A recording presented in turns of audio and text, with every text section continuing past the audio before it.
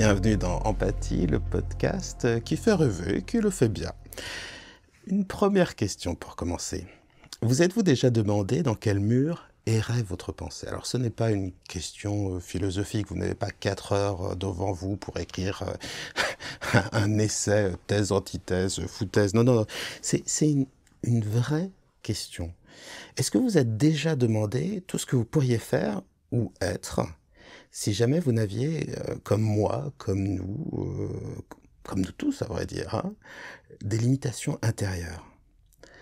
Ces limitations, si on se bute sans arrêt à elles, c'est parce qu'elles sont toujours invisibles, parce qu'inconscientes. Et on ne les fera peut-être jamais disparaître, et c'est tant mieux.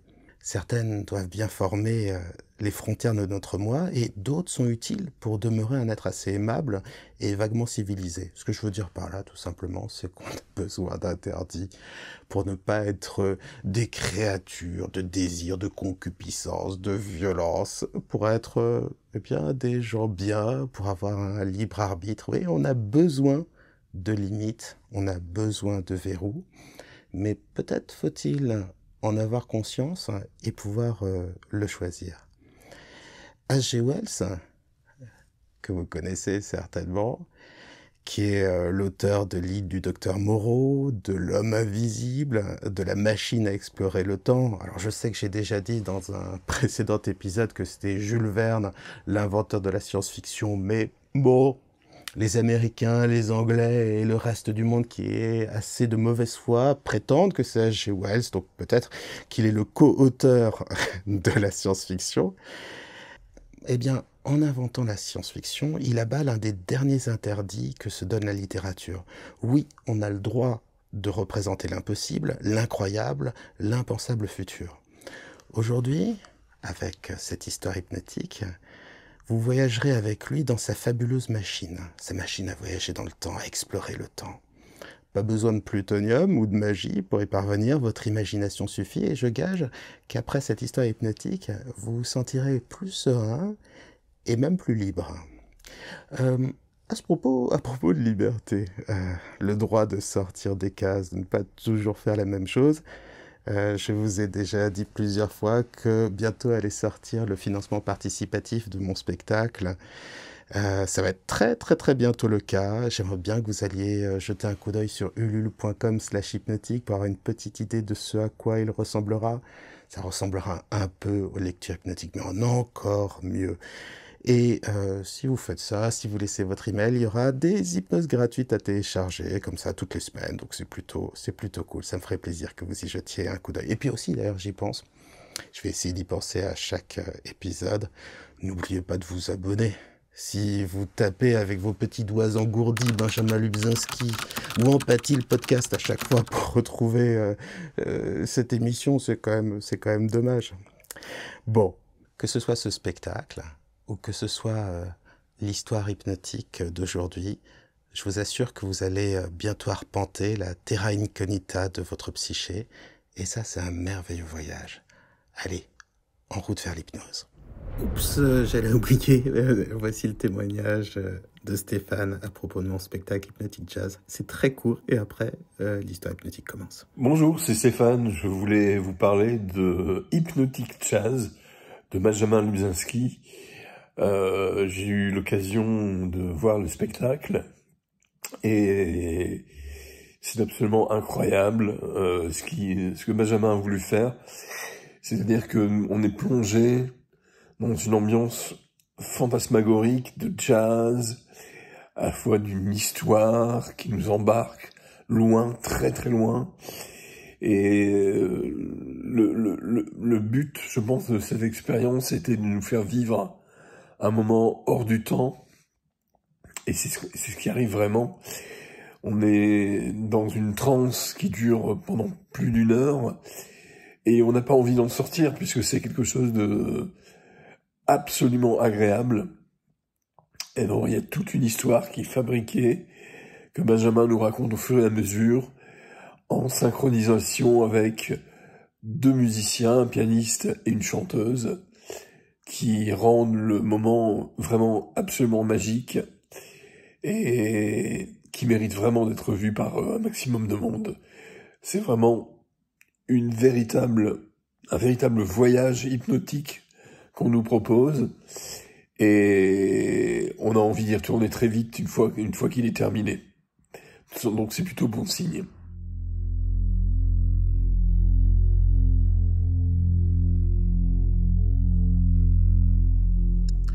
Il n'y a rien de plus simple que d'entrer en transe. Il suffit de se laisser porter par une voix, par un texte. Il suffit de laisser remonter à la conscience ou à l'inconscient cette tendance naturelle que l'on a à pouvoir rêver. Mais cela se fait tout seul, sans effort, juste en se laissant porter donc. Et le lâcher-prise vient lui aussi sans effort. Alors comment se laisser porter? Il suffit de fixer un point, de le regarder avec un regard doux. C'est une manière de se recueillir, c'est une manière de se laisser porter et de découvrir en soi des ressources différentes, pas cachées, mais différentes. Et les mots que vous allez retrouver d'histoire hypnotique en histoire hypnotique sont là pour vous aider à entrer encore plus facilement en transe. Et si tu pouvais, je te tutoie car nous allons franchir les murs de l'imaginaire, nous allons ensemble arpenter un chemin merveilleux à travers le temps. Alors, et si tu pouvais, comme Mary Poppins, sauter dans un livre, d'y faire une place, là, entre les idées, les concepts, l'histoire, rentrer dans un monde différent. Et si? Non, il n'y a pas de « et si ». Cela va se faire tout seul, encore une fois. L'imagination est faite pour ça. Et l'hypnose va te permettre d'y rester dans ce monde imaginaire et de te laisser, transformer par lui. Et c'est dans cette imagination, c'est dans l'hypnose que je vais t'accompagner. Et c'est l'imagination et l'hypnose qui vont donner vie et sens au monde qui va se créer. À ton rythme, toujours à ton rythme. Et bien sûr, plus tu referas ces séances, et plus l'état hypnotique s'installera rapidement, facilement, plus le monde que tu vas créer ou qui va se créer en toi se fera rapidement, facilement. Ton corps restera de ce côté, bien sûr, tel qu'il est là maintenant, de plus en plus calme, dans cette immobilité douce, et ton esprit, lui, grâce à cela, va pouvoir franchir les pages du possible, s'évader, être plus léger. Deux manifestations de la transe autour d'un mot, la dissociation. Le corps est lourd d'un côté, l'esprit léger de l'autre. Ensemble, nous allons créer le réel. Nous cheminerons portés par les mots sacrés, les mots justes, ceux qui gardent encore en eux un peu de la magie originelle, celle qui permet de transformer les choses et les êtres, de ne pas se conformer à l'habitude, aux lois de la causalité, d'échapper finalement à soi-même, au monde, et de se sentir, et de l'être, vraiment plus libre. Je les connais, ces paroles qui vont te faire entrer en transe toujours davantage, encore plus en transe. Et pour ce qui est des univers qui naîtront dans ton esprit, c'est le rêveur qui s'en occupera. Je préfère ce mot. Je le préfère à d'autres comme l'inconscient, le subconscient, le ça. Et quel que soit le nom qu'on lui donne, quelle que soit la croyance que l'on porte dessus, cela n'a pas la moindre importance. Car cartésien ou moins cartésien, à l'instant même, maintenant, alors que tu écoutes ces paroles tout en te croyant peut-être parfaitement conscient, déjà il s'est emparé du titre de l'ouvrage, de cette machine à explorer le temps et à grands traits d'esquisse, ainsi que toujours ton inconscient prépare le futur, il dessine le lieu de ton hypnose. Déjà le songe, le rêve s'installe en toi, peut-être préparé par d'autres séances que tu auras fait de jour en jour, de semaine en semaine peut-être. Mais d'abord le voyage, la transition entre le monde du conscient et l'état inconscient de l'hypnose, le voyage en toi-même, de plus en plus profondément en toi-même à mesure que filent le temps et les mots. Vers l'imaginaire, c'est ton unique cap, ou dit autrement, de plus en plus profondément en toi-même dans une transe, elle aussi plus profonde. Tu sais, et cela n'a même pas d'importance, tu n'as pas à y prendre garde. Tu peux te laisser complètement porter si tu le veux. Tu peux regarder mes mots passer à la fenêtre du train de tes pensées et déjà te sentir plus songeur, plus méditatif, plus détaché de l'horizon du quotidien. En des mots plus simples, tu peux te sentir davantage flottant. Tu peux sentir cette progression douce, comme si tu te laissais porter, dériver vers un autre état du moi. As-tu remarqué que certains de ces mots, de ceux qui ont précédé, se sont déjà effacés, comme si tu avais commencé à être ailleurs? Ou donc, je crois que tu connais la réponse, plus proche des mondes flottants, donc plus proche de toi-même, plus proche de l'hypnose. Et pour entrer dans cette transe plus profonde, observe simplement ce corps qui se relaxe tout seul, dans la respiration régulière, comme un métronome, t'emporte toujours plus loin dans le voyage de l'esprit. Alors, laisse-le prendre simplement 2 respirations profondes. Tout est lié à la respiration. Que ce souffle devienne encore plus lent et plus doux. Un peu comme un zéphyr, une brise, un vent doux et tiède et tranquille et régulier, qui apporte tranquillité et paix à l'âme. Mais l'as-tu déjà perçue? Elle est si mince, fine et longue, elle est presque invisible, la chaînette argentée, qui seule attache la légèreté de ta psyché à l'enveloppe engourdie, abandonnée sur ce fauteuil ou ce lit, dérivant vers une relaxation de plus en plus grande.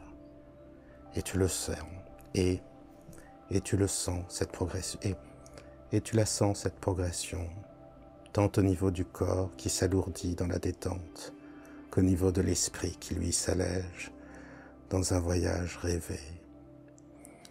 Oh, le joli mot de psyché qui, comme un encensoir, répand les plus subtiles évocations, celles qui vont te faire voyager encore plus loin au centre de toi-même, vers l'hypnose, toujours plus loin.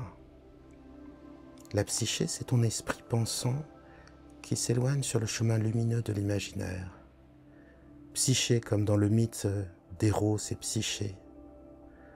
Je me souviens de ton histoire aux princesses. Je la rêve en ces mots. Mortelle, ta beauté n'aurait pas dû éclipser celle d'Aphrodite.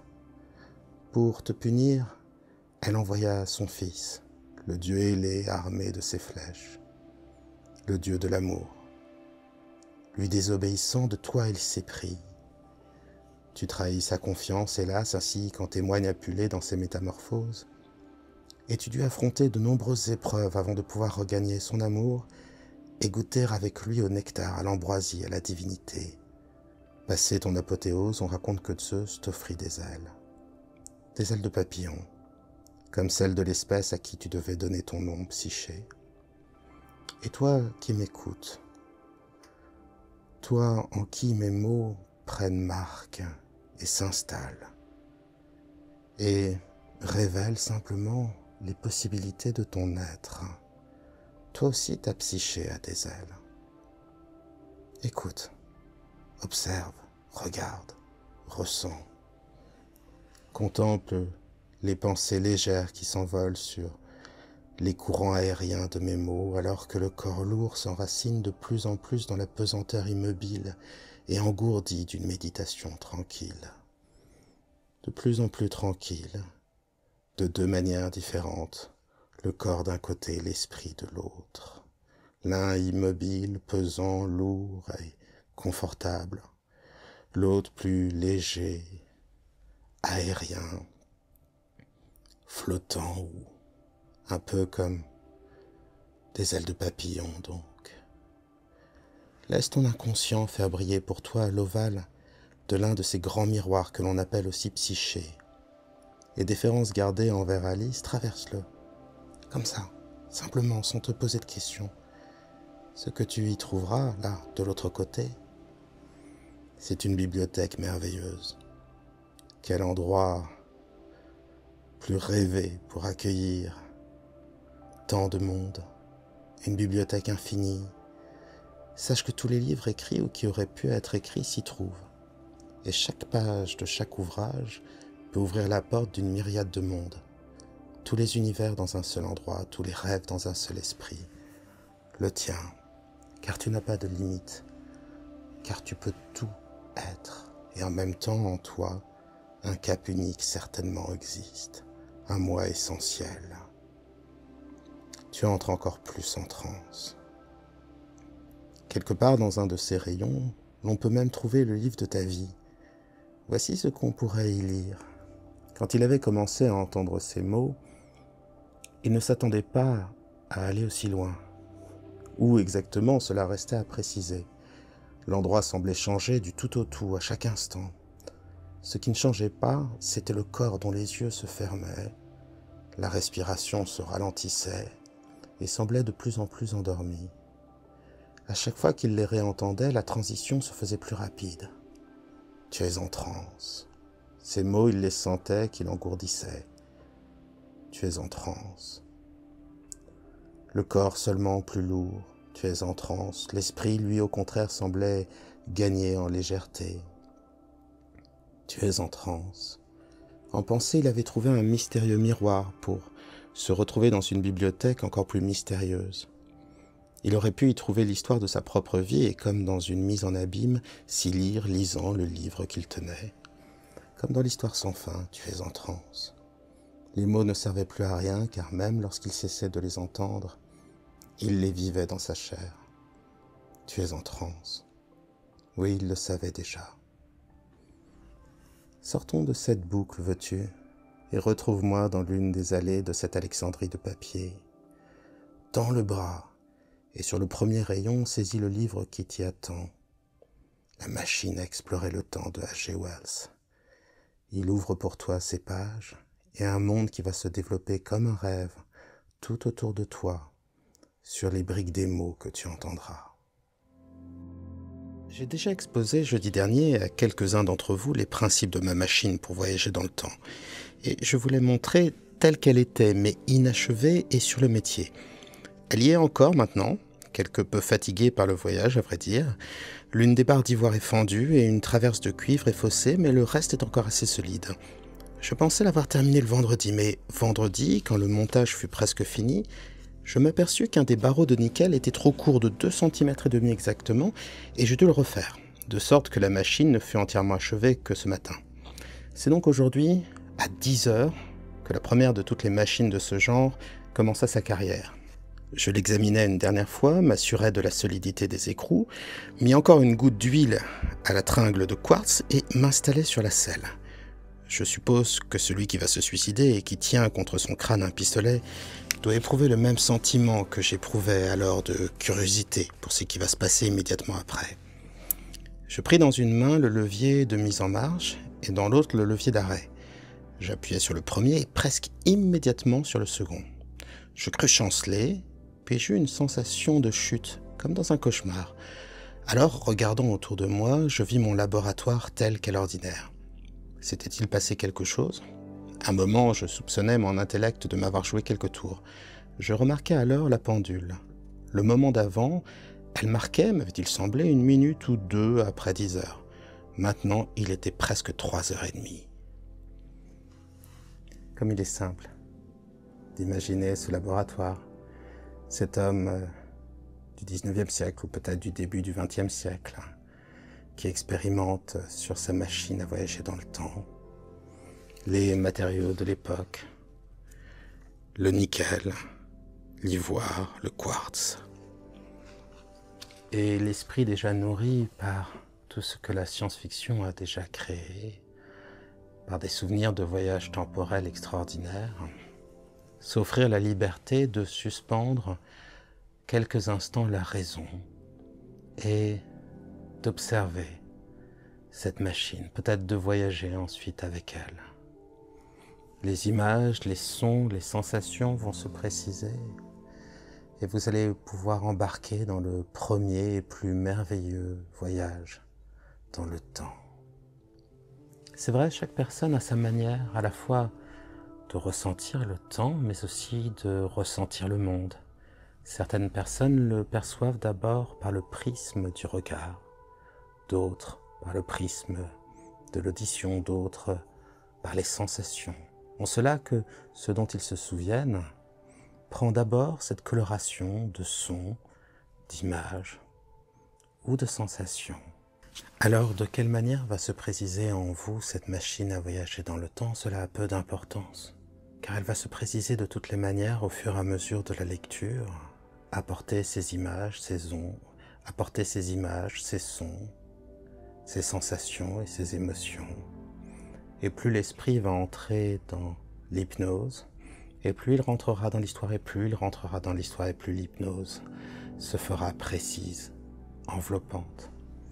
Déjà, tu peux sentir cet effet sur le corps, une grande détente, de plus en plus grande, un apaisement, une lourdeur, un calme, une immobilité. Et puis, la machine à penser consciente, qui crache moins de pensées, on se fait plus réceptif, on entend davantage le texte, on observe le rêve qui se construit autour de soi, et on espère déjà la suite, et on observe sur soi les changements qui s'installent. Alors, à l'évidence, un plus grand calme, qui va devenir une évidence de jour en jour à mesure que tu répéteras cette histoire hypnotique, mais aussi une sorte d'endormissement de la pensée qui se traduit par cet engourdissement dont je te parlais tout à l'heure, par ce calme, par ces images aussi, par cette expérience qui se déroule autour de toi tel qu'un rêve, c'est-à-dire que même si tu en es l'auteur, tu en es aussi l'acteur et le spectateur. Et cela ne demande aucun effort, tu es plongé dans ce monde que l'hypnose ouvre à toi, mais dont l'auteur est vraiment ton inconscient. Je respirais, je serrais les dents, empoignais des deux mains le levier de mise en train et partis d'un seul coup. Le laboratoire devint brumeux, puis sombre. La servante entra et se dirigea sans paraître me voir vers la porte donnant sur le jardin. Je suppose qu'il lui fallut 1 minute ou 2 pour traverser la pièce, mais il me sembla qu'elle était lancée d'une porte à l'autre comme une fusée. J'appuyai sur le levier jusqu'à sa position extrême. La nuit vint comme on éteint une lampe, et un moment après, 2 mains étaient là. Le laboratoire devint confus et brumeux, et à chaque moment de plus en plus confus.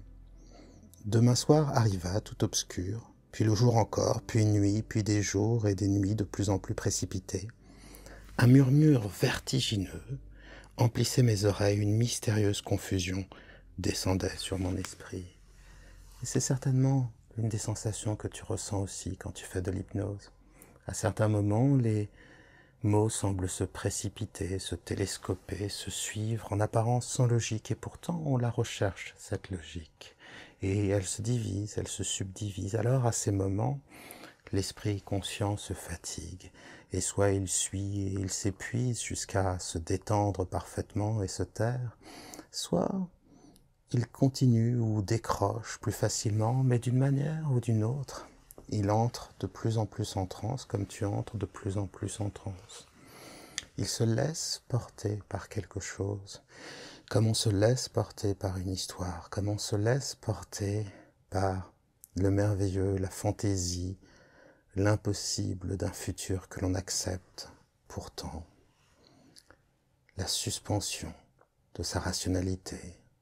Alors l'imaginaire, l'imagination est au pouvoir, comme le dit le slogan, et le corps et l'esprit lui deviennent réceptif, s'en imprègne, se laisse changer. Car la vie nous change, mais l'hypnose de la même manière nous transforme. Alors déjà pour toi, une plus grande détente, peut-être une plus grande curiosité de la vie, du futur, une plus grande confiance qui s'installera de fois en fois. Et certainement, eh bien, les premiers filaments de rêve de ce sommeil hypnotique qui s'installe en toi et qui bientôt te guidera jusqu'au sommeil de la nuit. Je crains de ne pouvoir exprimer les singulières sensations d'un voyage à travers le temps. Elles sont excessivement déplaisantes. On éprouve exactement la même chose que sur les montagnes russes, dans les foires. Un irrésistible élan tête baissée. J'éprouvais aussi l'horrible pressentiment d'un écrasement inévitable et imminent. Pendant cette course, la nuit suivait le jour comme le battement d'une grande aile noire. L'obscure perception du laboratoire disparut bientôt, et je vis le soleil sauter précipitamment à travers le ciel, bondissant à chaque minute, et chaque minute marquant un jour. Je pensais que le laboratoire avait dû être détruit et que j'étais maintenant en plein air. J'eus la vague impression d'escalader des échafaudages, mais j'allais déjà beaucoup trop vite pour avoir conscience des mouvements qui m'entouraient. L'escargot le plus lent, qui rampa jamais, bondissait trop vite pour que je le visse. La scintillante succession de la clarté et des ténèbres était extrêmement pénible à l'œil. Puis, dans les ténèbres intermittentes, je voyais la lune parcourir rapidement ses phases et j'entrevoyais faiblement les révolutions des étoiles. Bientôt, tandis que j'avançais avec une vélocité croissante, la palpitation du jour et de la nuit se fondit en une teinte grise continue. Le ciel revêtit une admirable profondeur bleue, une splendide nuance lumineuse comme celle des premières lueurs du crépuscule. Le soleil bondissant devint une traînée de feu, un arc lumineux dans l'espace. La lune une bande ondoyante et plus faible, et je ne voyais plus rien des étoiles, sinon de temps en temps un cercle brillant qui tremblotait. Ah, comme il est doux d'écouter une histoire et de la partager, d'en partager plutôt, les émotions de deux manières différentes. Lorsqu'elle devient difficile, se sentir heureux du confort de lui être extérieur, et quand elle devient plaisante, on la partage davantage. C'est pour ça que les rebondissements des histoires, mais aussi dans les hypnoses, nous font rentrer davantage dans l'expérience et de l'histoire et de l'hypnose. C'est un peu comme lorsqu'on est couché dans son lit bien au chaud et que dehors tombe la pluie, la neige, à ces moments où il y a peut-être une tempête. On se sent encore mieux, on se sent plus confortable. Et il y a de cela aussi dans cette sensation unique de se sentir d'un côté là, dans un fauteuil, dans un lit très confortable, lourd, immobile, de plus en plus engourdi, et en même temps, eh bien, de voler en esprit dans une histoire, de l'éprouver dans ces moments plaisants et d'apprécier la distance lorsqu'ils le deviennent moins. Alors, tu le sens, l'hypnose s'installe davantage en toi, tu entres encore plus en transe, et tu vas rentrer encore plus dans l'histoire. Le paysage était brumeux et vague. J'étais toujours au flanc de la colline sur laquelle est bâtie cette maison, et la pente s'élevait au-dessus de moi, grise et confuse. Je vis des arbres croître et changer comme des bouffées de vapeur, tantôt roux, tantôt verts. Ils croissaient, s'étendaient, se brisaient et disparaissaient. Je vis d'immenses édifices s'élever, vagues et splendides, et passer comme des rêves. Toute la surface de la terre semblait changer, ondoyant et s'évanouissant sous mes yeux. Les petites aiguilles sur les cadrans qui enregistraient ma vitesse couraient de plus en plus vite. Bientôt je remarquai que le cercle lumineux du soleil montait et descendait d'un solstice à l'autre en moins d'1 minute, et que par conséquent j'allais à une vitesse de plus d'1 année par minute, et de minute en minute. La neige blanche apparaissait sur le monde et s'évanouissait pour être suivie par la verdure brillante et courte du printemps. Les sensations désagréables du départ étaient maintenant moins poignantes. Elles se fondirent bientôt en une sorte d'euphorie nerveuse. Je remarquai cependant un balancement lourd de la machine dont je ne pouvais m'expliquer la cause. Mais mon esprit était trop confus pour y faire grande attention, si bien que je me lançai dans l'avenir avec une sorte de folie croissante. D'abord, À peine pensais-je à m'arrêter, à peine pensais-je à autre chose qu'à ces sensations nouvelles. Mais bientôt, une autre série d'impressions me vint à l'esprit. Une certaine curiosité, et avec elle, une certaine crainte, jusqu'à ce qu'enfin, elles se fussent complètement emparées de moi. Quels étranges développements de l'humanité, quelles merveilleuses avances sur notre civilisation rudimentaire n'allais-je pas apercevoir quand j'arriverais à regarder de près ce monde vague et illusoire qui se déroulait et ondoyait devant mes yeux. Je voyais des monuments d'une grande et splendide architecture s'élever autour de moi, plus massifs qu'aucun des édifices de notre époque, et cependant me semblait-il bâtis de brume et de faible clarté. Je vis un ver plus riche s'étendre sur la colline et demeurer là sans aucun intervalle d'hiver. Même à travers le voile qui noyait les choses, la terre semblait très belle. C'est alors que l'idée me vint d'arrêter la machine. Qu'il est plaisant, parfois, d'oublier sa condition d'homme et de se projeter en pensée du moins dans le futur vers un avenir qu'on espère parfait. À quoi ressemblera-t-il cet avenir radieux ? À quelle beauté arrivera-t-on? Comment parviendra-t-on malgré tout à unir la nature et l'œuvre de l'homme? À ne pas combattre mais à s'allier? À quoi ressemblerait un monde parfait? Un monde sans guerre, un monde paisible, où la condition d'homme fait sens et s'unit au reste de la réalité, sans combat. Un monde à hauteur d'homme, mais aussi un monde à hauteur de nature, synthèse parfaite entre l'homme et son environnement. Je laisse ton esprit inconscient l'imaginer dès maintenant. Peut-être va-t-il se charger des rêveries précédentes, des histoires hypnotiques précédentes. Et j'aimerais que tu le crées là quelques instants, ce monde parfait. Car s'il y a une chose dont on a besoin en plus du sens que l'on donne à la vie, c'est l'espoir. L'idée que simplement demain pourra être un peu mieux. Son lendemain ou les lendemains du monde. D'imaginer que tout est possible, de ne pas se laisser emprisonner par le temps. C'est ça, l'espoir. Quand le temps est une prison, c'est une fenêtre qui donne encore sur l'avenir. C'est une fenêtre aussi qui change. Et le paysage qui s'offre à nous est celui que l'on pourra créer, et celui qui naîtra de nos rêves, de nos espoirs, de nos désirs, individuels et collectifs. Alors tu le sens, tu entres de plus en plus en transe, dans un rêve hypnotique de plus en plus doux, enveloppant, rassurant. Et peu importe les moments où la pensée est plus consciente qu'inconsciente, ou le contraire, inconsciente que consciente. Quel que soit ce moment où le préconscient se manifeste comme une sorte de frontière ténue entre le conscient et l'inconscient.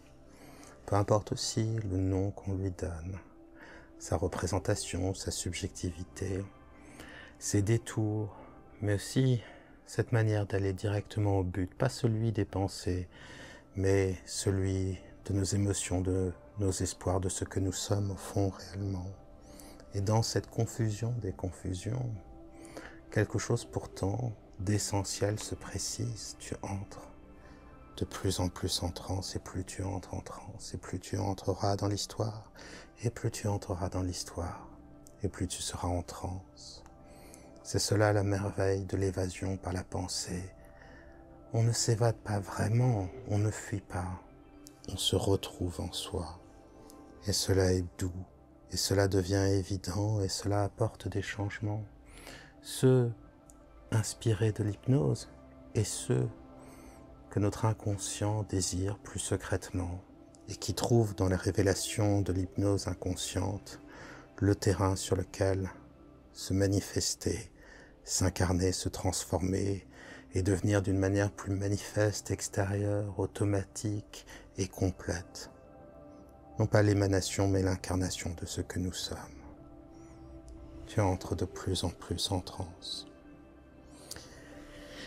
Le risque que je courais était de trouver quelque nouvel objet à la place que la machine et moi occupions. Aussi longtemps que je voyageais à toute vitesse, cela importait fort peu. J'étais pour ainsi dire désintégré, je glissais comme un éther à travers les interstices des substances interposées.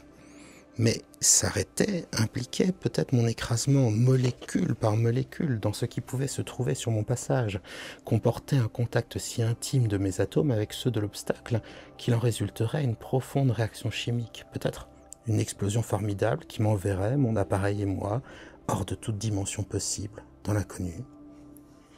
Cette possibilité s'était bien souvent présentée à mon esprit pendant que je construisais la machine. Mais alors que j'avais de bon cœur envisagé comme un risque nécessaire, un de ces risques qu'un homme doit toujours accepter, maintenant qu'il était inévitable, je ne le voyais plus du tout sous le même jour. Le fait est que, insensiblement, l'absolue étrangeté de toute chose, le balancement ou l'ébranlement écœurant de la machine, par-dessus tout la sensation de chute prolongée, avait absolument bouleversé mes nerfs. Je me disais que je ne pouvais plus m'arrêter et, dans un sursaut nerveux, je résolus de m'arrêter sur le champ. Avec une impatience d'insensé, je tirai sur le levier, aussitôt la machine se mit à balloter et je dégringolai la tête la première dans le vide. Il y eut un bruit de tonnerre dans mes oreilles. Je dus rester étourdi un moment. Une grêle impitoyable sifflait autour de moi et je me trouvais assis sur un sol mou devant la machine renversée. Toute chose me paraissait encore grise, mais je remarquai bientôt que le bruit confus dans mes oreilles s'était tu. Je regardai autour de moi. J'étais sur ce qui pouvait sembler une petite pelouse dans un jardin, entourée de massifs de rhododendrons dont les pétales mauves et pourpres tombaient en pluie sous les volets de grêlons. La grêle dansante et rebondissante s'abattait sur la machine et descendait sur le sol comme une fusée. En un instant, je fus trempé jusqu'aux os. Excellente hospitalité, dis-je, envers un homme qui vient de parcourir d'innombrables années pour vous voir. Enfin, je songeais qu'il était stupide de se laisser tremper. Je me levai et je cherchais des yeux où me réfugier. Une figure colossale, taillée apparemment dans quelques pierres blanches, apparaissait incertaine au-delà des rhododendrons, à travers l'averse brumeuse. Mais le reste du monde était invisible. Il serait malaisé de décrire mes sensations. Comme la grêle s'éclaircissait, j'aperçus plus distinctement la figure blanche. Elle devait être fort grande, car un bouleau ne lui allait qu'à l'épaule. Elle était de marbre blanc et rappelait par sa forme quelques sphinx ailés, mais les ailes, au lieu d'être repliées verticalement, étaient étendues de sorte qu'elles semblaient planer. Le piédestal, me sembla-t-il, était de bronze et couvert d'une épaisse couche de vert de gris. Il se trouva que la face était de mon côté. Les yeux sans regard paraissaient mes pieds. Il y avait sur les lèvres l'ombre affaiblie d'un sourire.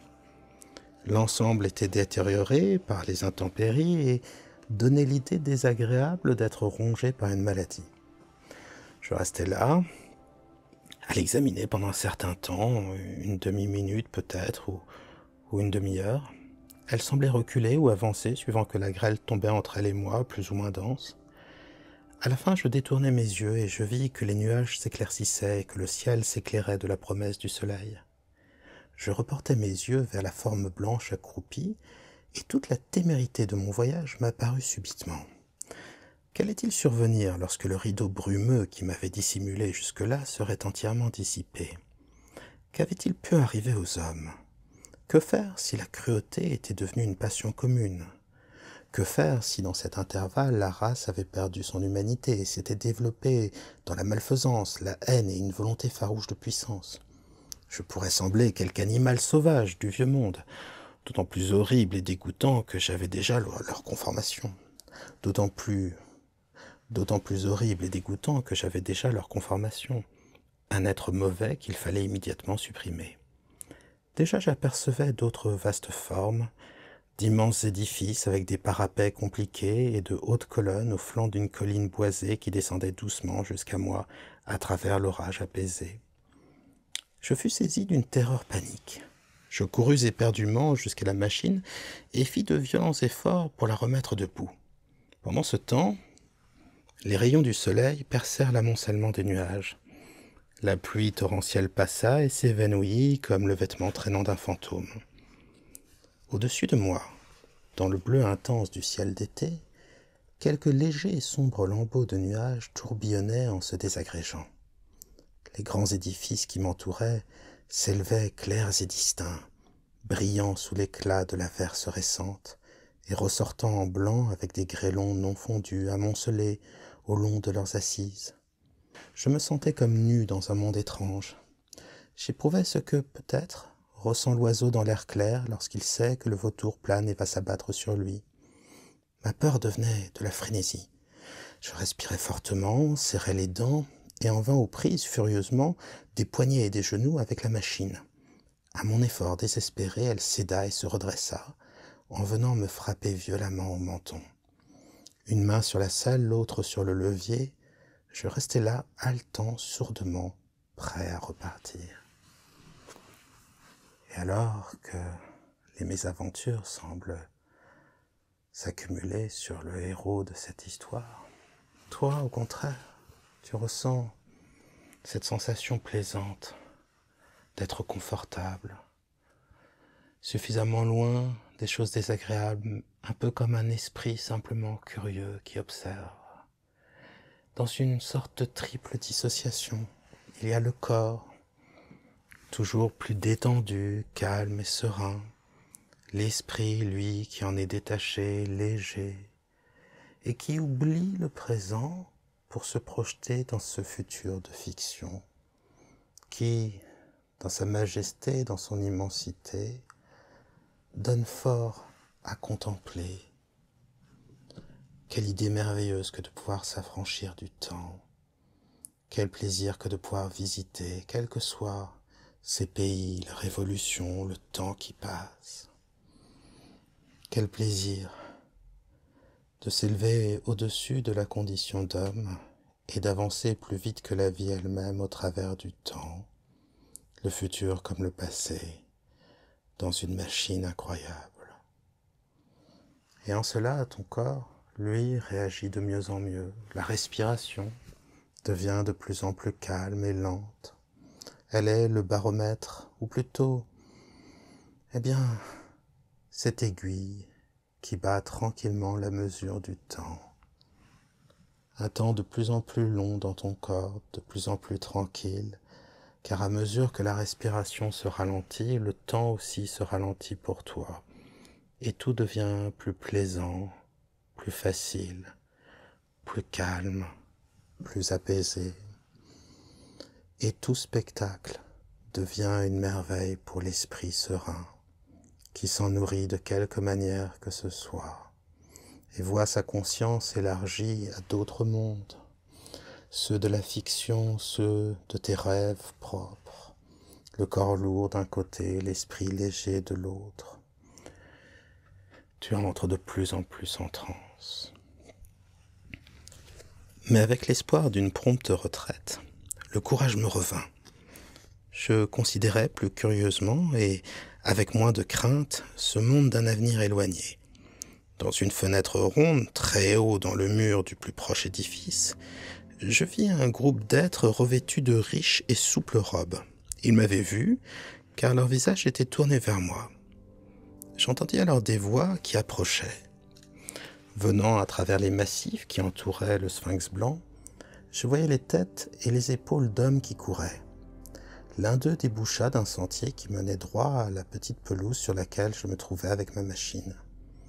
C'était une délicate créature, haute environ d'1,20 m, vêtue d'une tunique de pourpre, retenue à la taille par une ceinture de cuir. Des sandales ou des brodequins, je ne pus voir distinctement, recouvraient ses pieds. Ses jambes étaient nues depuis les genoux. Elle ne portait aucune coiffure. En faisant ces remarques, je m'aperçus pour la première fois de la douceur extrême de l'air.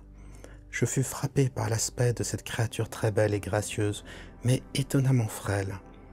Ses joues roses me rappelaient ces beaux visages de phthisique, cette beauté hectique dont on nous a tant parlé. À sa vue, je repris soudainement confiance, et mes mains abandonnèrent la machine. En un instant, nous étions face à face, cet être fragile et moi. Il s'avança sans hésiter et se mit à me rire au nez. L'absence de tout signe de crainte dans sa contenance me frappa tout à coup. Puis il se tourna vers les deux autres qui le suivaient et leur parla dans une langue étrange, harmonieuse et très douce.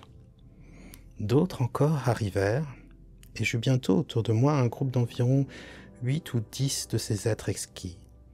L'un d'eux m'adressa la parole. Il me vint à l'esprit assez bizarrement que ma voix était trop rude et trop profonde pour eux. Aussi je hochai la tête, et, lui montrant mes oreilles, je la hochai à nouveau. Il fit un pas en avant, hésita, puis toucha ma main. Je sentis alors d'autres petits et tendres tentacules sur mon dos et mes épaules. Il voulait se rendre compte si j'étais bien réel. Il n'y avait rien d'alarmant à tout cela. De fait, il y avait dans les manières de ces jolis petits êtres quelque chose qui inspirait la confiance, une gracieuse gentillesse, une certaine aisance puérile. Et d'ailleurs, il paraissait si frêle que je me figurais pouvoir renverser le groupe entier comme un jeu de quilles. Mais je fis un brusque mouvement pour les prévenir lorsque je vis leurs petites mains roses tâter la machine. Heureusement, et alors qu'il n'était pas trop tard, j'aperçus un danger auquel jusqu'alors je n'avais pas pensé. J'atteignis les barres de la machine, je dévissai les petits leviers qui l'auraient mis en mouvement, et je les mis dans ma poche. Puis je cherchai à nouveau ce qu'il y aurait à faire pour communiquer avec mes hôtes. Alors, examinant de plus près leurs traits, j'aperçus de nouvelles particularités dans leur genre de joliesse de porcelaine de Saxe. Leur chevelure, qui était uniformément bouclée, se terminait brusquement sur les joues et le cou. Il n'y avait pas le moindre indice de système pileux sur la figure, et leurs oreilles étaient singulièrement menues. Leur bouche était petite, avec des lèvres d'un rouge vif, mais plutôt minces, et leur petit menton finissait en pointe. Leurs yeux étaient larges et doux, et, ceci peut sembler égoïste de ma part, je me figurais même alors qu'il leur manquait une partie de l'attrait que je leur avais supposé tout d'abord. Comme ils ne faisaient aucun effort pour communiquer avec moi, mais simplement m'entouraient, souriant et conversant entre eux avec des intonations douces et caressantes, j'essayai d'entamer la conversation. Je leur indiquai du doigt la machine, puis moi-même. Ensuite, me demandant un instant comment j'exprimerais l'idée du temps, je montrai du doigt le soleil. Aussitôt, un gracieux et joli petit être vêtu d'une étoffe bigarrée de pourpre et de blanc suivit mon geste et, à mon grand étonnement, imita le bruit du tonnerre. Comme il est doux, enfin, d'imaginer un monde plus gracieux avec des êtres humains plus gracieux, ceux qui nous succéderont. Comme il est doux d'imaginer un monde neuf, un monde que l'on ne connaît pas et que l'on peut découvrir comme si on était le premier habitant au commencement des temps. Pouvoir tout découvrir, pouvoir trouver la différence dans le monde et les cultures, ne pas retrouver partout tel que Lévi-Strauss le décrit, et bien finalement notre civilisation moderne plus ou moins avancée, mais plus rien d'exotique, plus rien de différent. Tout se ressemble ici, tout est différent, tout est possible. Et en cela, ce monde futur ressemble à ce que l'hypnose crée en toi. La possibilité de toutes les possibilités. Et c'est cela, ce sentiment diffus de liberté et de calme que tu peux ressentir. Car dans le rêve, il n'y a pas de limite. Et dans le rêve, tout peut advenir et changer en toi tout ce qui est nécessaire pour que tu sois vraiment toi-même. On peut accepter l'enfant qui est en soi. On peut renouer avec la curiosité, l'envie de découverte, l'étonnement. On peut se renouveler et en même temps se diriger davantage vers soi-même. On peut accepter sa diversité et se reconnaître comme unique. Tu entres encore plus en transe, mais ça tu le sais. Et cela progresse en toi comme un rêve, comme un sommeil, comme une douceur nouvelle qui embrasse le corps et l'esprit. Un instant, je fus stupéfait, encore que la signification de mon geste m'apparut suffisamment claire. Une question s'était posée subitement à moi. Est-ce que ces êtres étaient fous? Vous pouvez difficilement vous figurer comment cette idée me vint. Vous savez que j'ai toujours cru que les gens qui vivront en l'année 800-2000 et quelques nous auraient surpassés d'une façon incroyable en sciences, en art et en toutes choses. Et voilà que l'un d'eux me posait tout à coup une question qui le plaçait au niveau intellectuel d'un enfant de 5 ans. Et voici... Et voilà que l'un d'eux me posait tout à coup une question qui le plaçait au niveau intellectuel d'un enfant de 5 ans. L'un d'eux qui me demandait en fait si j'étais venu du soleil avec l'orage. Cela gâta l'opinion que je m'étais fait d'eux, d'après leurs vêtements, leurs membres frêles et légers, et leurs traits fragiles. Je fus fortement déçu. Pendant un moment, je crus que j'avais inutilement inventé la machine du temps. J'inclinai la tête, indiquai de nouveau le soleil, et parvins à imiter si parfaitement un coup de tonnerre qu'ils en tressaillirent. Ils reculèrent tous de quelques pas et s'inclinèrent. Alors l'un d'eux s'avança en riant vers moi, portant une guirlande de fleurs magnifiques et entièrement nouvelle pour moi, et il me la passa autour du cou. Son geste fut accueilli par un mélodieux applaudissement, et bientôt ils se mirent tous à courir de ci, de là, en cueillant des fleurs et en me les jetant avec des rires, jusqu'à ce que je fusse littéralement étouffé sous le flot. Vous, qui n'avez jamais rien vu de semblable, vous ne pouvez guère vous imaginer quelles fleurs délicates et merveilleuses d'innombrables années de culture peuvent créer. Alors l'un d'eux suggéra que leurs jouets devaient être exhibés dans le plus proche édifice. Ainsi je fus conduit dans un vaste monument de pierre grise et effritée de l'autre côté du sphinx de marbre blanc, qui, tout ce temps, avait semblé m'observer en souriant de mon étonnement. Tandis que je les suivais, le souvenir de mes confiantes prévisions d'une postérité profondément grave et intellectuelle me revint à l'esprit et me divertit fort. L'édifice, de dimension colossale, et je te laisse imaginer tout cela, ces êtres frêles, leur joie, les fleurs, et je te laisse imaginer tout cela, ces êtres frêles et merveilleux, les grands édifices, le sphinx, ces fleurs toutes différentes, leur forme nouvelle, la pluie de fleurs, et leur joie si simple, presque enfantine, et si communicative qu'elle peut enchanter ton cœur et détendre encore davantage ton corps, lui garantir cette lourdeur douce qu'apporte la venue du sommeil et cette légèreté de l'esprit que seul le rêve et l'hypnose savent apporter, dans laquelle, bien sûr, tu t'aventures toujours davantage et qui te semble de plus en plus familière, de plus en plus évidente, comme une capacité merveilleuse que tu vas et que tu vas pouvoir développer. Alors, dans cette simplicité de l'être, entre plus profondément en transe. L'édifice de dimension colossale avait une large entrée. J'étais naturellement tout occupé de la foule croissante des petits êtres et des grands portails ouverts qui béaient devant moi, obscurs et mystérieux.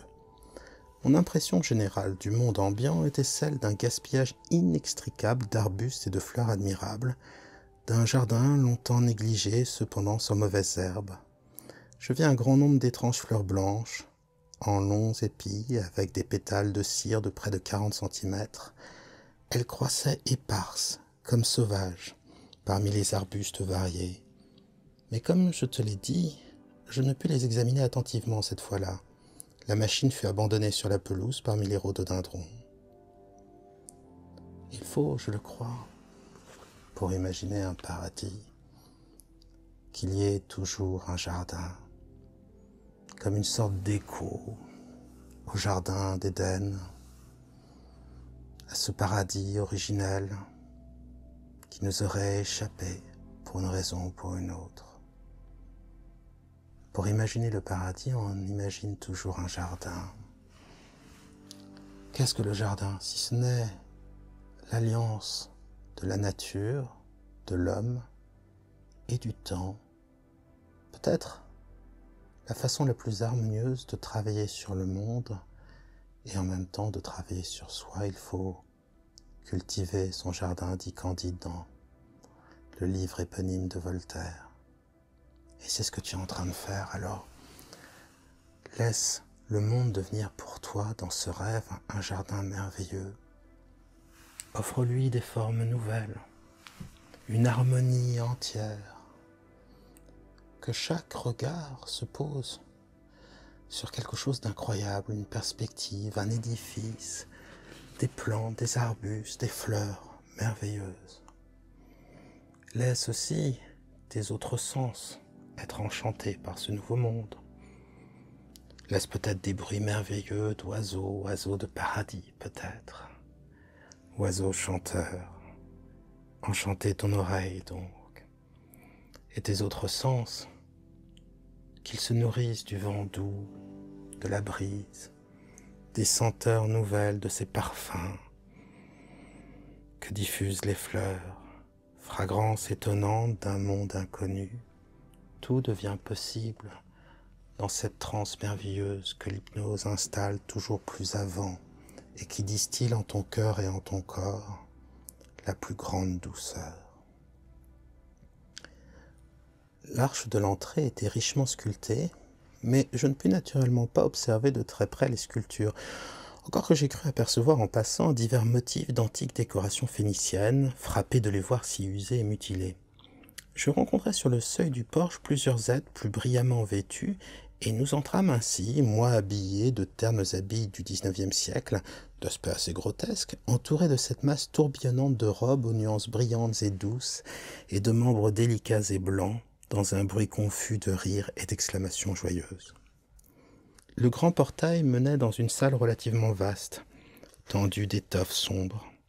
Le plafond était dans l'obscurité, et les fenêtres garnies en partie de vitraux de couleur laissaient pénétrer une lumière délicate. Le sol était formé de grands blocs d'un métal très blanc et dur. Ni plaques, ni dalles, mais des blocs. Et il était si usé, par les pas, pensais-je, d'innombrables générations, que les passages les plus fréquentés étaient plus profondément creusés. Perpendiculaires à la longueur, il y avait une multitude de tables de pierre polie, hautes peut-être de 40 cm, sur lesquelles s'entassaient des fruits. J'en reconnus quelques-uns, comme des espèces de framboises et d'oranges hypertrophiées, mais la plupart me paraissaient étranges. Entre les tables, les passages étaient jonchés de coussins sur lesquels s'assirent mes conducteurs en me faisant signe d'en faire autant. En une agréable absence de cérémonie, ils commencèrent à manger des fruits avec leurs mains, en jetant les pelures, les queues et tout leur reste dans des couvertures rondes. En une agréable absence de cérémonie, ils commencèrent à manger des fruits avec leurs mains, en jetant les pelures, les queues et tout leur reste dans des ouvertures rondes pratiquées sur les côtés des tables. Je ne fus pas long à suivre leur exemple, car j'avais faim et soif, et en mangeant, je pus à loisir examiner la salle. Quel goût aurait un fruit inconnu? À quel point serait-il merveilleux et sucré? Encore plus exotique que les fruits exotiques? À quel point ferait-il voyager en pensée? Quel bonheur ce serait de se retrouver dans une société plus simple, où l'on peut être soi-même, où les joies, encore une fois les plus simples, nourrissent l'homme, nourrissent l'esprit d'une sagesse enfantine et pourtant bien réelle, évidente et vécue. Oui, un jardin d'avant la chute peut-être, sans la connaissance. Mais c'est bon de temps en temps d'oublier le bien et le mal, d'oublier le savoir, le monde, la politique, ses tensions, et de rêver à quelque chose de plus simple qui pour un temps apaise le cœur et peut lui servir de nouvel Éden. Et tu le vois, et tu le sens, et tu le ressens, et tu l'entends presque au murmure lent et paisible de ta respiration. Tu entres de plus en plus en transe, et c'est très bien, dans un sommeil de plus en plus profond. La chose qui peut-être me frappa le plus fut son délabrement. Les vitraux représentant des dessins géométriques étaient brisés en maint endroits. Les rideaux qui cachaient l'extrémité inférieure de la salle étaient couverts de poussière. Et je vis aussi que le coin de la table de marbre sur laquelle je mangeais était cassé. Néanmoins, l'effet général restait extrêmement riche et pittoresque. Il y avait environ 200 de ces êtres dînant dans la salle, et la plupart d'entre eux, qui étaient venus s'asseoir aussi près de moi qu'ils avaient pu, m'observaient avec intérêt, leurs yeux brillants de plaisir, en mangeant leurs fruits. Tous étaient vêtus de la même étoffe soyeuse, douce et cependant solide. Les fruits d'ailleurs composaient exclusivement leur nourriture. Ces gens d'un si lointain avenir étaient de stricts végétariens, et tant que je fus avec eux, malgré mes envies de viande, il me fallut aussi être frugivore. À vrai dire, je m'aperçus peu après que les chevaux, le bétail, les moutons, les chiens avaient rejoint l'ichthyosaure parmi les espèces disparues. Mais les fruits étaient délicieux. L'un d'eux en particulier, qui parut être de saison tant que je fus là, à la chair farineuse dans une cosse triangulaire, était remarquablement bon et j'en fis mon mets favori. Je fus d'abord assez embarrassé par ces fruits et ces fleurs étranges, mais plus tard je commençai à apprécier leur valeur. En voilà assez sur ce dîner frugal. Aussitôt que je fus un peu restauré, je me décidai à tenter résolument d'apprendre tout ce que je pourrais du langage de mes nouveaux compagnons. C'était évidemment la première chose à faire. Les fruits mêmes du repas me semblèrent convenir parfaitement pour une entrée en matière, et j'en pris un que j'élevai en essayant une série de sons et de gestes interrogatifs. J'éprouvais une difficulté considérable à faire comprendre mon intention. Tout d'abord, mes efforts ne rencontrèrent que des regards d'ébahissement ou des rires inextinguibles. Mais tout à coup, une petite créature sembla saisir l'objet de ma mimique et répéta un nom. Ils durent babiller et s'expliquer fort longtemps la chose entre eux, et mes premières tentatives d'imiter les sons exquis de leur doux langage parurent les amuser énormément, d'une façon dénuée de toute affectation, encore qu'elle ne fût guère civile. Cependant, je me faisais l'effet d'un maître d'école au milieu de jeunes enfants, et je persistais si bien que je me trouvais bientôt en possession d'une vingtaine de mots au moins. Puis j'en arrivais aux pronoms démonstratifs, et même au verbe manger. Mais ce fut long. Les petits êtres furent bientôt fatigués et éprouvèrent le besoin de fuir mes interrogations, de sorte que je résolus, par nécessité, de prendre mes leçons par petites doses, quand cela leur conviendrait. Je m'aperçus vite que ce serait par très petites doses, car je n'ai jamais vu de gens plus indolents et plus facilement fatigués. Bientôt, je fis l'étrange découverte que mes petits hôtes ne s'intéressaient réellement à rien. Comme des enfants, ils s'approchaient de moi, pleins d'empressement, avec des cris de surprise. Mais comme des enfants aussi, ils cessaient bien vite de m'examiner et s'éloignaient en quête de quelque autre bagatelle. Après le dîner, mais c'est cette conversation, je remarquai pour la première fois que tous ceux qui m'avaient entouré à mon arrivée étaient partis, et de même, étrangement, j'arrivais à faire peu de cas de ces petits personnages. Ma faim et ma curiosité étant satisfaites, je retournai en franchissant le porche dehors à la clarté du soleil. Sans cesse, je rencontrais de nouveaux groupes de ces humains de l'avenir, et ils me suivaient à quelque distance, bavardaient et riaient à mon sujet, puis, après m'avoir souri et fait quelques signaux amicaux, ils m'abandonnaient à mes réflexions. Quand je sortis du vaste édifice, le calme du soir descendait sur le monde, et la scène n'était plus éclairée que par les chaudes rougeurs du soleil couchant. Toute chose me paraissait bien confuse. Tout était si différent du monde que je connaissais, même les fleurs. Le grand édifice que je venais de quitter était situé sur une pente qui descendait à un large fleuve, mais la Tamise s'était transportée à environ 1 mille de sa position actuelle. Je résolus de gravir, à 1 mille et demi de là, le sommet de la colline, d'où je pourrais jeter un coup d'œil plus étendu sur cette partie de notre planète, en l'an de grâce 802 701, car telle était, comme j'aurais dû le dire déjà, la date que m'indiquaient les petits cadrans de la machine. En avançant, j'étais attentif à toute impression qui eût pu, en quelque façon, m'expliquer la condition de splendeur ruinée dans laquelle se trouvait le monde, car tout avait l'apparence de ruine. Par exemple, il y avait à peu de distance, en montant la colline, un amas de blocs de granit, reliés par des masses d'aluminium, un vaste labyrinthe de murs à pic et d'entassements écroulés parmi lesquels croissaient d'épais buissons de très belles plantes en forme de pagode, des orties semblait-il, mais au feuillage merveilleusement teinté de brun et ne pouvant piquer. C'étaient évidemment les restes abandonnés de quelques vastes constructions élevées dans un but que je ne pouvais déterminer. C'était là que je devais avoir un peu plus tard une bien étrange expérience, premier indice d'une découverte encore plus étrange. mais je vous en tiendrai en temps voulu. D'une terrasse où je me reposais un instant, je regardais dans toutes les directions, à une soudaine pensée qui m'était venue, et je n'aperçus nulle part de petites habitations. Apparemment, la maison familiale et peut-être la famille n'existaient plus. Ici et là, dans la verdure, s'élevaient des sortes de palais, mais la maison isolée et le cottage qui donne une physionomie si caractéristique au paysage anglais avaient disparu.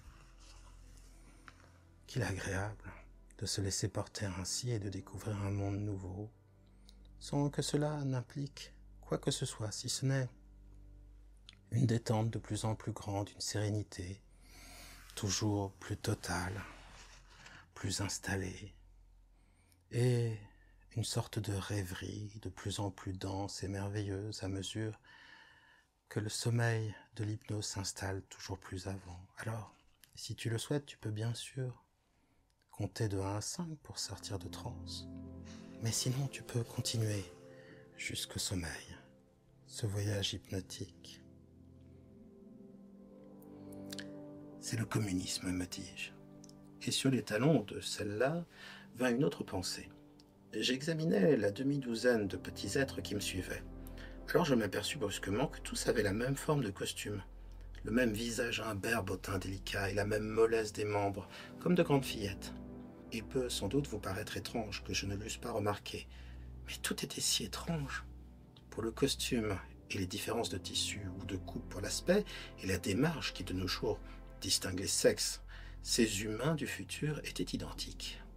Et à mes yeux, les enfants semblaient n'être que les miniatures de leurs parents. J'en conclus que les enfants de ces temps étaient extrêmement précoces, physiquement du moins, et je pus par la suite vérifier abondamment cette opinion. L'aisance et la sécurité où vivaient ces gens me faisaient admettre que cette étroite ressemblance des sexes était après tout ce à quoi l'on devait s'attendre, car la force de l'homme et la faiblesse de la femme, l'institution de la famille et les différenciations des occupations sont de simples nécessités combatives d'un âge de force physique. Là où la population est abondante et équilibrée, de nombreuses naissances sont pour l'État un mal plutôt qu'un bien. Là où la violence est rare et où la propagation de l'espèce n'est pas compromise, réellement il n'y a aucune nécessité d'une famille effective et la spécialisation des sexes par rapport aux besoins des enfants disparaît. Nous en observons déjà des indices et dans cet âge futur, c'était un fait accompli. Ceci, je dois vous le rappeler, n'est qu'une simple conjecture que je faisais à ce moment-là. Plus tard, je devais apprécier jusqu'à quel point elle était éloignée de la réalité. Tandis que je m'attardais à ces choses, mon attention fut attirée par une jolie petite construction qui ressemblait à un puits sous une coupole. Je songeais un moment à la bizarrerie d'un puits au milieu de cette nature renouvelée, et je repris le fil de mes spéculations. Il n'y avait du côté du sommet de la colline aucun grand édifice, et comme mes facultés locomotrices tenaient évidemment du miracle, je me trouvais bientôt seul pour la première fois. Avec une étrange sensation de liberté et d'aventure, je me hâtais vers la crête. Je trouvai là un siège, fait d'un métal jaune que je ne reconnus pas et corrodé par places d'une sorte de rouille rosâtre, à demi recouvert de mousse molle. Les bras modelés et polis représentaient des têtes de griffons. Je m'assis et contemplais le spectacle de notre vieux monde au soleil couchant de ce long jour. C'était un des plus beaux et agréables spectacles que j'ai jamais vus. Le soleil déjà avait franchi l'horizon et l'ouest était d'or en flammes, avec des barres horizontales de pourpre et d'écarlate. Au-dessus était la vallée de la Tamise, dans laquelle le fleuve s'étendait comme une bande d'acier poli. J'ai déjà parlé des grands palais qui pointillaient de blanc les verdures variées, quelques-uns en ruine et quelques autres encore occupés. Ici et là s'élevaient quelques formes blanches ou argentées dans le jardin désolé de la terre. Ici et là survenait la dure ligne verticale de quelques monuments à coupole ou de quelques obélisques. Nulle haie, nul signe de propriété, nulle apparence d'agriculture. La terre entière était devenue un jardin. Observant tous ces faits, je commençai à les coordonner. Voici, sous la forme qu'elle prit ce soir-là, quel fut le sens de mon interprétation. Par la suite, je m'aperçus que je n'avais trouvé qu'une demi-vérité et n'avais même entrevu qu'une facette de la vérité. Je croyais être parvenu à l'époque du déclin du monde, Le crépuscule rougeâtre m'évoqua le crépuscule de l'humanité. Pour la première fois, je commençais à concevoir une conséquence bizarre de l'effort social où nous sommes actuellement engagés. Et cependant, remarquez-le, c'est une conséquence assez logique. La force est le produit de la nécessité. La sécurité entretient et encourage la faiblesse. L'œuvre d'amélioration des conditions de l'existence, le vrai progrès civilisant qui assure de plus en plus le confort et diminue l'inquiétude de la vie, était tranquillement arrivé à son point culminant. Les triomphes de l'humanité unie sur la nature s'étaient succédés sans cesse. Des choses qui ne sont à notre époque que des rêves étaient devenues des réalités. Et ceux que je voyais en étaient les fruits. Après tout, l'activité d'aujourd'hui, les conditions sanitaires et l'agriculture en sont encore à l'âge rudimentaire. La science de notre époque ne s'est attaquée qu'à un minuscule secteur du champ des maladies humaines, mais malgré cela, elle étend ses opérations d'une allure ferme et persistante. Notre agriculture et notre horticulture détruisent à peine une mauvaise herbe ici et là et cultivent peut-être une vingtaine de plantes saines, laissant les plus nombreuses compenser comme elles peuvent les mauvaises. Nous améliorons nos plantes et nos animaux favoris, et nous en avons si peu, par la sélection et l'élevage.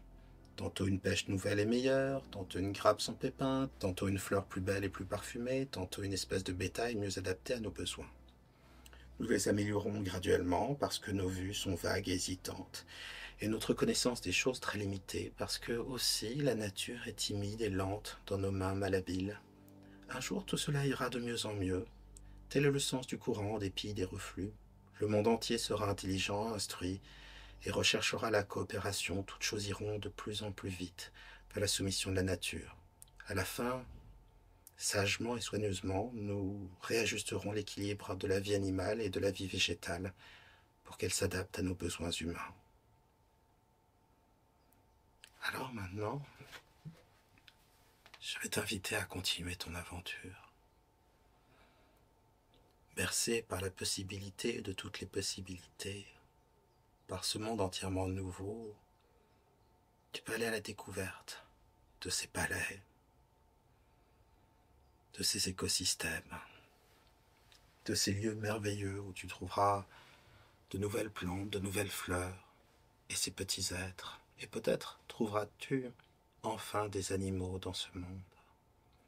Mais surtout, tu pourras t'enivrer de sa beauté, de son harmonie, et laisser, et cela est une bonne chose, prospérer un temps l'espoir en toi, d'une réconciliation avec le monde, pour tous et pour toi en particulier.